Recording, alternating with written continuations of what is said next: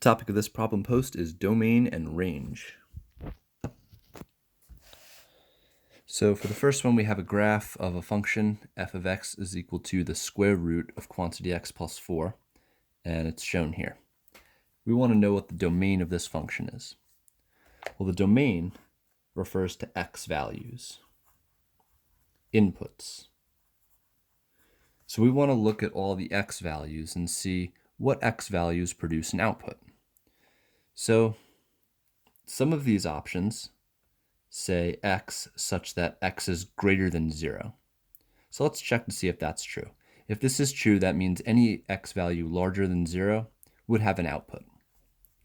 So I could say, okay, larger than 0, just to the right of 0 here, we have the function. If we go up, it exists. All these x values larger than 0, I see that there is a function.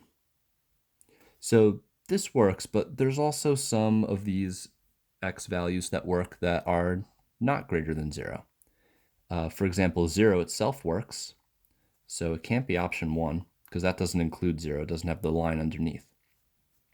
So looking at option 2, that's okay because we have the line underneath, 0 is included in the graph, but there are some smaller values as well. If I go down here to -1, that has an output. The function exists here at -1, so it can't be option 2. Looking at option 3, we jump all the way down to -4.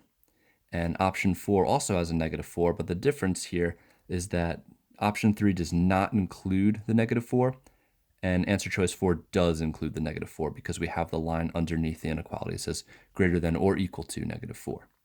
So let's check out what's going on at -4.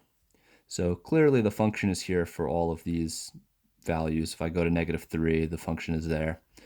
Anything less than -4, there is no function, right? If I drew a vertical line, say at -5, I don't intersect my function. It doesn't exist. But at -4, we have this solid point. The solid point implies that this function does exist at that point. If this had been an open circle, that means the function would have began at -4 but not include -4. It would be anything strictly greater than. But we have a closed circle, so we want to include the line underneath the inequality. So again, this answer choice reads, the set of numbers x, this bar means such that, x such that the x value is greater than or equal to -4. So equal to -4 is in the domain, and anything larger than -4, we have an arrow up here. This goes on for infinity.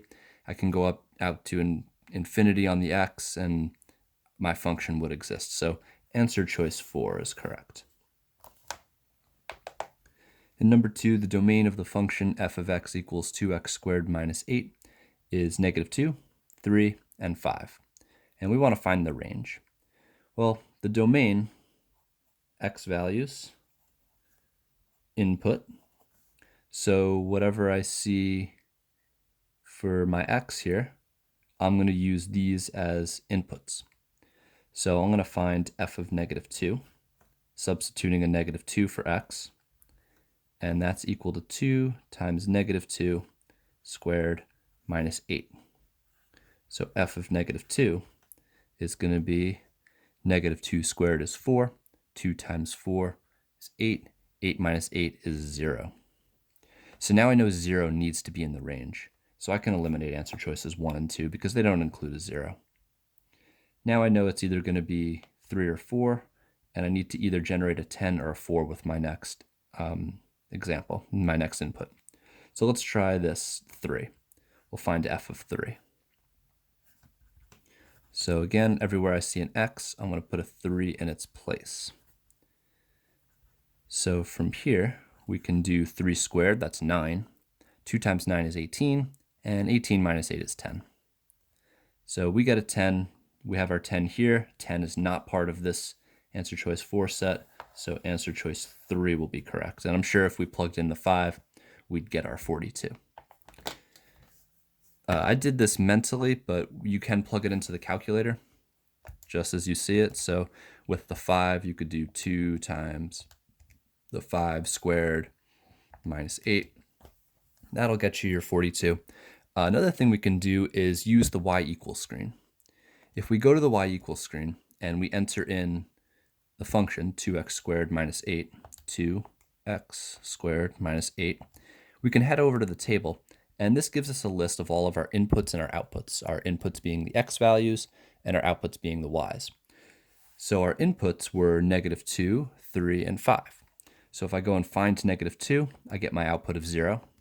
If I go to 3, I'll get my output of 10. And if I go to 5, I have my output of 42. So the calculator method can actually get you this answer without actually having to do any of the arithmetic.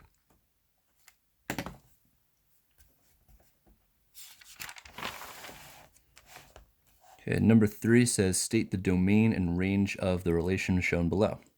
Notice their choice of words here. They say relation because this set of coordinate points is not a function.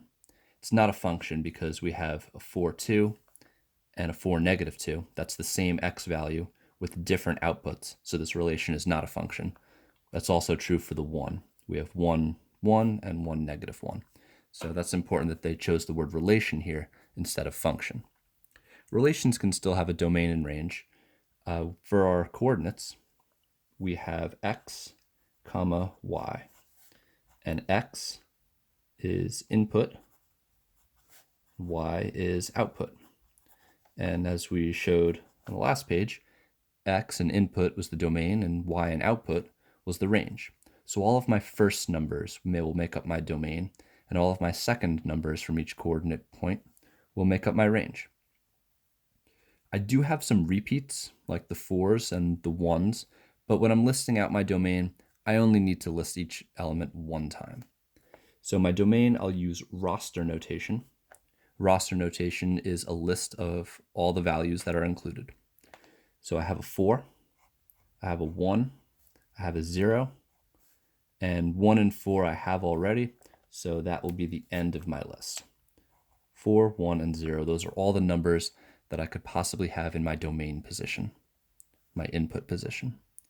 Then for the range, I have to include the 2, the 1, the 0, the -1, and the -2. So these are all unique, so I'll need to list all of them. 2, 1, 0, -1, -2. When listing out numbers in a domain and range, the order doesn't matter. Most people typically like to put it in order of least to greatest. I happen to not do that here, but that's okay. Notice the difference also in the way we're representing our domain and range. Here we have roster notation because we have what we call a discrete set. It's not continuous like a graph would be. Here we have simply just these numbers. The graph, on the other hand, is not discrete. This is continuous. So we need to use an inequality notation. If we tried to use roster notation for this, even with infinite amount of time, we wouldn't be able to list out all the numbers in the domain. For example, 1 is in the domain. But what's the number that comes right after 1? I mean, you could say 2, but that's just the next integer that comes after 1 consecutively. But remember, we're talking about the real number scale. There's actually an infinite amount of numbers between 1 and 2 in the real number system. So even with an infinite amount of time, we wouldn't be able to list out all of these numbers, 1.000000000 zeros forever, and then a 1 on the end, and then continue in that fashion. So to avoid that dilemma, we use inequality notation. So that's why we have that there. And when we do have just a discrete set of just a finite amount of numbers, we can list it out in roster form. Number 4 says a function is defined by y equals 8x minus 3. If the domain is from 2 to 4 inclusive, so the value of x is greater than or equal to 2, less than or equal to 4, finds the minimum value in the range of the function. Now here we also have another infinite set. There's no way we could list out all of these domain values in roster form because it goes on forever. There's infinitely many numbers between 2 and 4. However, we're just looking for the minimum value. So we just need to take the smallest x possible, because it's equal to 2, and we'll plug it in for this x, and that should minimize our output. So I'm going to find f of 2, or whatever this function's name is, y, and I'm just going to plug a 2 in for x. 8 times 2 is 16. 16 minus 3 is 13. Had I plugged in any number larger than 2, this would have been a greater number, and anything larger than 16 minus 3 would be greater than 13. So 13 is my smallest possible range value. So I have my input, my smallest possible, which gave me the smallest possible output for this particular situation. Be sure to fill out a self-rating, number 1 through 4, assessing your ability to find the domain and range and work with functions using domain and range after watching the video.